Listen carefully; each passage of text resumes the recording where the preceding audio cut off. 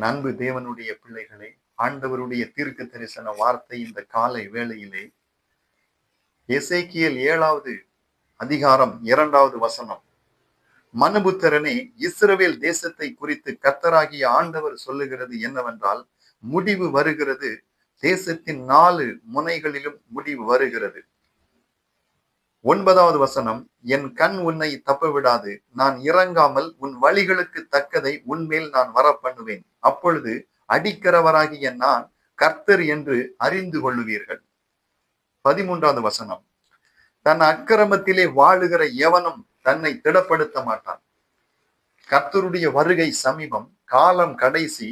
ஆனால் இஸ்ரவேல் தேவனால் தெரிந்தெடுக்கப்பட்ட உன்னை குறித்து, உங்களை குறித்து ஆண்டவர் இந்த காலை வேளையிலே சொல்லுகிறார், தன் அக்கிரமத்திலே வாழுகிற எவனும் தன்னை திடப்படுத்த மாட்டான்.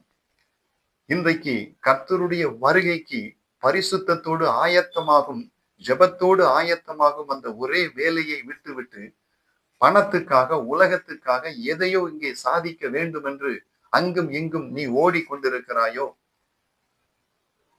இயேசு கிறிஸ்துவை அறிந்தும் நீ ஞானஸ்தானம் எடுக்காமல் தாமதித்துக் கொண்டிருக்கிறாயா?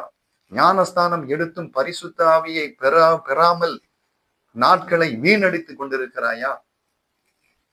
வேதத்தில் உள்ள பரிசுத்தமான வார்த்தையோடு நீ நேரத்தை செலவழிப்பதை விட்டுவிட்டு உலகத்தோடு, நண்பர்களோடு பொழுதுபோக்கிக் கொண்டிருக்கிறாயா? அல்லது நீ செய்த ஒரு பாவத்தை அதற்கு நியாயம் சொல்லிக் கொண்டு கர்த்தர் அதை பார்க்க மாட்டார், கவனிக்க மாட்டார் என்று சபைக்கு சென்று கொண்டு ஊழியம் செய்து கொண்டு இருக்கிறாயா? ஆண்டவர் சொல்லுகிறார், தன் அக்கிரமத்தில் வாழுகிற எவனும் தன்னை திடப்படுத்த மாட்டான். கர்த்தர் உன்னோடு பேசுகிறார். வாழ்க்கையிலே இந்த காலை வேளையில் தேவ சமூகத்தில் உன் இருதயத்தை ஆராய்ந்து பார்க்கும் பொழுது, உன் இருதயத்திலே தேவனுக்கு விரோதமான ஒரு அக்கிரமம், ஒரு பாவம், ஒரு விக்கிரக ஆராதனை, ஒரு பொருளாசை, ஒரு இச்சை, ஒரு ஜெப குறைவு, ஒரு அன்பு குறைவு, ஒரு ஐக்கிய குறைவு உன்னிடத்தில் காணப்படுமானால், உன்னை நேசிப்பது போல நீ பிறனை நேசிக்காமல் வாழ்ந்து கொண்டிருப்பாயானால், உன்னை சீர்படுத்து, ஒழுங்குபடுத்து. ஆண்டவருடைய வருகை மின்னலை போல எப்பொழுது வரும் என்று உனக்கு தெரியாது. நீ சபைக்கு செல்வதனால், பாட்டு பாடுவதினால், பிரசங்கம் கேட்பதினால், காணிக்கை போடுவதினால் கர்த்தர் உன்மேல் பிரியமாய் இருக்கிறார் என்றும், கர்த்தர் வரும் பொழுது உன்னை அழைத்துக் கொள்வார் என்றும் உன்னை நீயே ஏமாற்றி கொண்டிருக்கிறாயா? எத்தனை பேருக்கு நீ தீமை செய்திருக்கிறாய்? எத்தனை குற்றங்களை மன்னியாமல் நீ போயிருக்கிறாய்? உனக்கு பிறர் நன்மை செய்ய வேண்டும் என்று நினைக்கிற நீ பிறருக்கு ஏன் அதை செய்ய மறுக்கிறாய்? இன்றைக்கு ஏதோ ஒரு காரியத்தில் நீ மனம் திரும்பும்படியாகவும், உன் பாவத்தை விட்டு விலகும்படியாகவும், உன் இருதய கடினத்தை விட்டு விலகும்படியாகவும், உன்னுடைய வழிகள் என்னுடைய வழிகள் அல்ல. இஸ்ரவேல் தேசத்திற்கு 4 மூலைகளில் இருந்து தீங்கு வரப்போகிறது. காலம் கடைசி. கர்த்தருடைய சபைக்கும் தீங்கு வரப்போகிறது. தன்னுடைய சரீரத்தை விட்டு ஒருவன் இந்த உலகத்தை விட்டு போகக்கூடிய நாட்கள் வரும் என்றால், சரீரத்தை விட பணத்தை மனிதன் அதிகமாக நேசித்து வாழ்ந்து கொண்டிருக்கிறான். இன்றைக்கு மிகப்பெரிய செல்வத்தையும் சபை கட்டிடங்களையும் கூட்டங்களையும் சேர்த்து கொண்டு வாழுகிற நீங்கள், கர்த்தர் வரும் பொழுது அவரை எப்படி முழு மனதோடு சந்திக்க நீங்கள் ஆயத்தப்படுத்துவீர்கள்? உங்கள் பொக்கிஷம் எங்கே இருக்கிறதோ அங்கே உங்கள் இருதயம் இருக்கும். உங்களுடைய பொக்கிஷம் எங்கே இருக்கிறது? உங்களுக்காக ஜீவன் தந்த, மரணத்தை ஜெயித்து உயிரோடு எழுந்த ஆத்தும நேசர் இயேசுவிடம், பரம பிதாவிடம், ஆவியானவரிடம் உங்கள் பொக்கிஷம் இருக்கிறதா?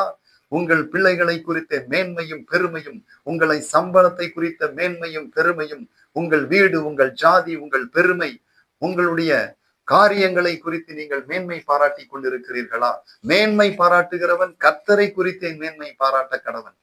உன் பிள்ளைகளுடைய படிப்பு, திறமை, வருமானத்தை குறித்து, உன்னுடைய வீடு வாசல்களை குறித்து, உன்னுடைய வாகனங்களை குறித்து, உன்னுடைய ஆபரணங்களை குறித்து, உன்னுடைய திறமைகளை குறித்து, நீ சபைக்கு செய்த சில காரியங்களை குறித்து, உன்னுடைய காணிக்கையை குறித்து நீ மேன்மை பாராட்டி கொண்டிருக்கிறாயா?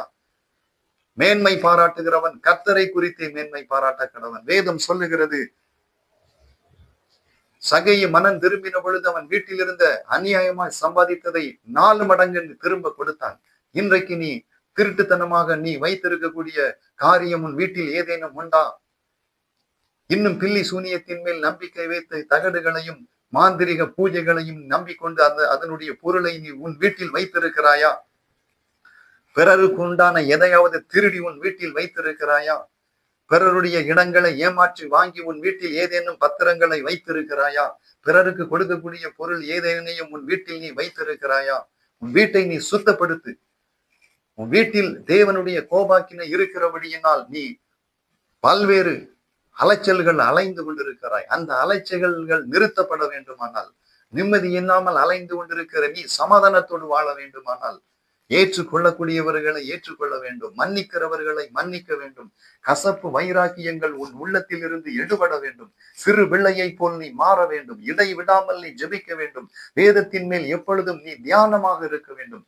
உலகத்தில் உள்ள விஞ்ஞானிகளும் செல்வந்தர்களும் தங்களுக்கு பாதுகாப்பு தேடி எங்கேயாவது வேற்று கிரகங்களுக்கு போய்விடலாமா, பூமிக்கு கீழே போய் பதுங்கிக் கொள்ளலாமா என்று ஆராய்ச்சி செய்து கொண்டிருக்கிறார்கள். ஆனால் கர்த்தருடைய நாமம் பலத்த துருகம், நீதிமான் அதற்குள் ஓடி சுகமாக இருப்பான் என்று வேதம் சொல்லுகிறது.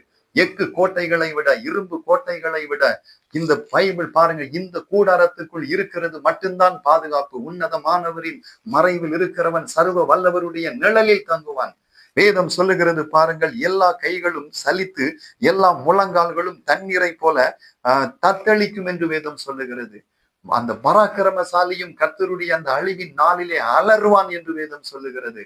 தேவனுடைய பிள்ளைகளே, கர்த்தர் இந்த நாட்களிலே, இங்க பாருங்கள், ஒரு வசனம் சொல்லுகிறது, சங்காரம் வருகிறது, அப்பொழுது சமாதானத்தை தேடுவார்கள், அது கிடையாது. ஏன் கிடையாது? தேவனுக்கு பிரியமாய் வாழவில்லை, தேவனுடைய முகத்தை நோக்கி பார்க்கவில்லை, தேவனை ஆராதிக்கவில்லை, கர்த்தருடைய சத்தத்தை கேட்கவில்லை.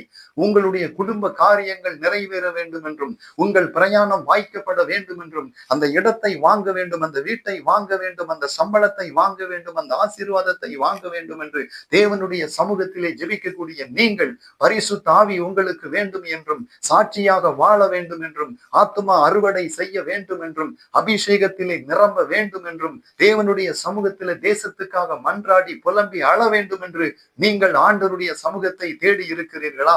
பரிசுத்த ஆவியை நீங்கள் பெற்றிருக்கிறீர்களா? அந்நிய பாஷை அடையாளத்தோடு நீங்கள் ஆராதிக்கிறீர்களா? கரங்களை தட்டி ஆராதிக்கிறீர்களா? தேவ சித்தம் செய்ய உங்களுக்கு தாகம் இருக்கிறதா? அதனால் தான் ஆண்டவர் சொல்லுகிறார், சமாதானத்தை தேடுவார்கள், ஆனாலும் அது கிடையாது. எத்தனை சபையிலே ஆண்டவருக்கு பிரியமான ஆராதனை நடக்கிறது? சனங்கள் மிகவும் பெருகி வந்தால் என்ன நோக்கத்தோடு பெருகி வருகிறார்கள்? எங்கள் சபை பெரியது என்று அவர்கள் இருதயத்திலே பெருமை கொள்ளுகிறார்கள். காணிக்கைகளும் தசம பாகங்களும் ஏராளமாய் வருகிறது. கர்த்தருடைய வருகைக்கு ஆயத்தம் இல்லாமல் உலகத்தில் நாட்களை வீணாக போக்கடித்துக் கொண்டிருக்கிறீர்கள். தேவனுடைய பிள்ளைகளை ஆண்டவர் சொல்லுகிறார், விக்கினத்தின் மேல் விக்கினம் வரும், துர்ச்செய்தியின் மேல் துர்ச்செய்தி பிறக்கும். அப்பொழுது தீர்க்க தரிசியினிடத்தில் தரிசனத்தை தேடுவார்கள், ஆனாலும் ஆசாரியனிடத்திலே வேதமும் மூப்பரிடத்திலே ஆலோசனையும் இல்லாமல் ஒழிந்து போகும். எத்தனை போதகர்கள், வேத பாரகர்கள் மத்தியிலே தேவனுடைய ஆலோசனை இல்லாமல் வாழ்ந்து கொண்டிருக்கிறார்கள். காரணம், என் இயேசு சொன்னால் உங்களை ஒரு காலம் நான் அறியேன் என்று சொன்னார். ஒரு காரியத்தை செய்யும் முன்பு, ஆண்டவரே உமது சித்தம் இருக்கிறதா, நான் செய்யட்டுமா என்று கேட்பதே கிடையாது. நாமவே அவனவன் தன் வழியிலே போனான் என்று வேதம் சொல்லுகிறது. என் அன்பு தேவனுடைய பிள்ளைகளை, அன்று பிரதான ஆசாரியர்களும் வேத பாரகர்களும் உண்மையான தேவனுடைய குமாரனை சிலுவைக்கு ஒப்பு கொடுக்க எப்படி அவர்கள் தயங்காமல் அவர்கள் யோசித்து அவர்கள் எப்படி இருதய கடினத்தோடு இருந்தார்களோ, அதே போலத்தான் என்று ஆண்டவருடைய சத்தத்தை கேளாதபடி அவர்கள் இருதயம் நினந்துண்ணி கொளுத்திருக்கிறது என்று ஆண்டவர் சொல்லுகிறார். மட்டுமல்ல, இந்த வேத வசனம் சொல்லுகிறது, உன் கை திடப்பட வேண்டுமானால், உன் முழங்கால்கள் பலப்பட வேண்டுமானால், நீ கர்த்தருடைய சமூகத்தில் நீ காத்திருக்கணும். இன்னைக்கு உலகம் என்ன நினைக்கிறது? இவரிடம் பணம் இருந்தால், கார் இருந்தால், வசதி இருந்தால், வருமானம் இருந்தால் ஒரு கிறிஸ்தவன் தன் சகோதரனை நேசிக்கிறான், கனப்படுத்துகிறான். அது உலகத்திலும் இருக்கிறது, சபையிலும் இருக்கிறது. மினுக்குள்ள வஸ்திரம் உள்ளவனை பார்த்து முதல் சிங்காசனத்தில் நல்ல இடத்தில் இரு என்றும், ஒரு தரித்திரனை பார்த்து நீ அங்கே இரு என்று சொல்லக்கூடிய ஒரு நிலைமைதான் இன்று உலகமெங்கும் சபைகளிலே நடந்து கொண்டிருக்கிறது. ஆண்டவரே ஒரு தரித்திரனுடைய வேஷத்தில் வந்தால் அவரை சபை ஏற்றுக்கொள்ளாத ஒரு சூழ்நிலை தான் இங்கே இருந்து கொண்டிருக்கிறது. ஒரு எந்த சகோதரனையும் உன்னை நேசிப்பது போல நேசித்தால் நீங்கள் என்ன செய்கிறீர்களோ அதை எனக்கே செய்கிறீர்கள் என்று ஆண்டவர் நமக்கு சொல்லுகிறார். தங்கள் வெள்ளியை தெருக்களில் எரிந்து விடுவார்கள். ஆம் அன்பானவர்களே, அவர்களுடைய பொன் வேண்டா வெறுப்பாய் இருக்கும். கர்த்தருடைய சினத்தின் நாளிலே அவர்கள் வெள்ளியும் அவர்கள் பொன்னும் அவர்களை விடுவிக்க மாட்டாது. இன்னைக்கு பொன்னையும் வெள்ளியையும் நிலத்தையும் வீட்டையும் சகலத்தையும் சேர்த்து வைத்துக் கொண்டிருக்கிறோம். எதிர்காலத்துக்கு எங்களுக்கு என்ன பாதுகாப்பு என்று நாம் நினைத்து கொண்டிருக்கிறோம். காலம் சென்ற ஒரு போதகர் சொல்லுவார், கீழ் மாடியை அசைகிறது மேல் மாடி கட்டுகிறான் என்று அவர் சொல்லுவார். எலிசா சொன்னார், ஹல்லேலூயா, இந்த காலம் சமீபமாக இருக்கிறபடியினால் வீடுகளை கட்டவும் ஒலிவமர தோட்டங்களை வாங்கவும் இது காலமா? 4000 ஆண்டுகளுக்கு முன்பாகவே இப்படி ஒரு வார்த்தையை சொல்லி இருப்பானே. ஆனால் நியாயாதிபதி வாசல் அருகே வந்திருக்கக்கூடிய இந்த நேரத்திலே அவரை சந்திக்க ஆயத்தமாவதை விட்டுவிட்டு புத்தியுள்ள கன்னிகைகள் என்ன செய்தார்கள்? புத்தியுள்ள கன்னிகைகள் எண்ணெயோடும் தீ விளக்கோடும் அவர்கள் காத்திருந்தார்கள். புத்தி இல்லாதவர்கள் எண்ணெய் இருப்பதை குறித்து அவர்கள் கவலைப்படாமல் கடைக்கு போன பொழுது மணவாளன் வந்து விட்டார். இன்றைக்கு ஆண்டவர் வரக்கூடிய நாட்களிலே சகலத்தையும் விட்டுவிட்டவரை சந்திக்க நீ ஆயத்தமாக இருக்கிறாயா? அல்லது கோழியானது குப்பையை கிண்டுவது போல குப்பையிலே கிளறி கொண்டிருக்கிறாயா? அன்பான தேவனுடைய பிள்ளையை, நீ குப்பையை கிளறக்கூடிய கோழியாக கர்த்தர் உன்னை அழைக்கவில்லை. கண்மலையின் மேல் கர்த்தரோடு வாசம் பண்ணக்கூடிய கழுகை போல, மோசையை போல, எலியாவை போல எழும்பும்படியாக ஆண்டவர் உன்னை அழைக்கிறார். நீ கூட்டத்தோடு கூட்டமாக நிற்க நீ ஆசைப்படுகிறாயா? மோசையை போல் மலையின் உச்சியில் ஏறி கர்த்தரோடு பேசி முகமுகமாக நீ பரிசுத்த தேவனுடைய சாயலை நீ அடையும்படியாக வாஞ்சிக்க போகிறாயா?